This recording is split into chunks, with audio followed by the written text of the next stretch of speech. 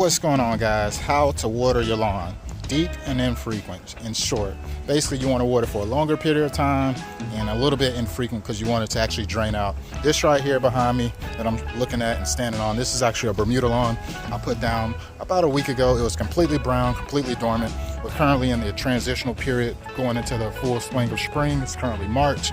It is not April just yet. We got like, I think, two days before it's actually April.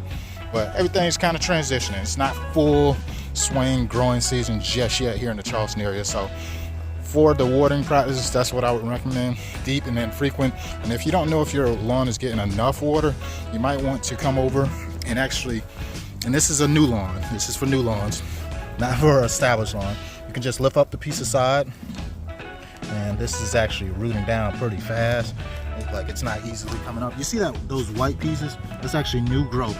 This lawn is ready. It's ready, and you can see that right there. The soil is kind of moist, and also under the side is pretty moist. So that's the perfect formula for that grass to actually take off. So that's what I would suggest. Double check it like that if it's a new lawn.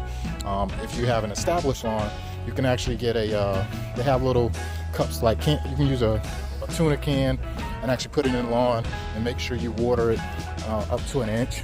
And when that can is pretty much full, that means you know you got enough water in that area. You've irrigated enough. But follow for more tips. I just want to leave you guys with that one, because the spring season is here and I want you guys to have some successful lawns. Follow for more tips.